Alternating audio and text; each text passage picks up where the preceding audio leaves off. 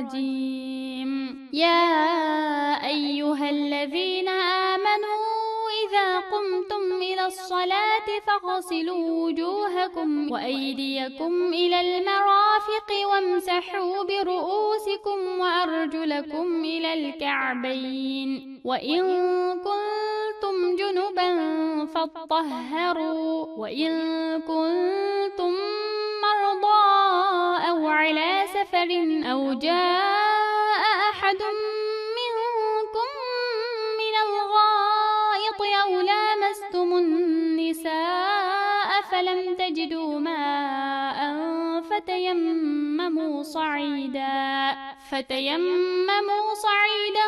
طيبا فامسحوا بوجوهكم وأيديكم منه ما يريد الله ليجعل عليكم من حرج ولكن يريد ليطهركم وليتم نعمته عليكم لعلكم تشكرون.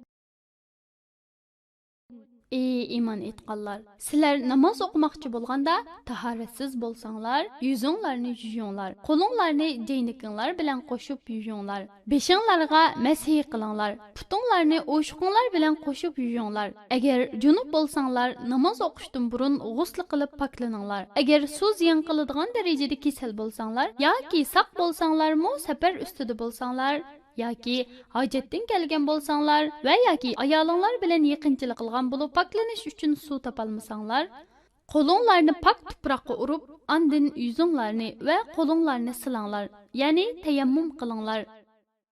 Alloh sizlarni tahorat va g'usl ishida mushaqqatga qo'yishni xohlamaydi. Shunga Alloh sizlarga rahim shafqat qilish va kengchilik qilish yuzasidan tayammum qilishga ruxsat qildi. Chunki Alloh shukr qilishinglar uchun sizlarni pok qilishni, ne'matini sizlarga tamomlab berishni xohlaydi. Haqiqatan Allohning suv bilan poklanishning o'rniga tayammum qilishga ruxsat qilganligi shukr qilishga tegishlik katta ne'matdir. Allohga shukr qilish uning buyurganlarini o'rindash va to'sqanlardan yenish bilan bo'ladi.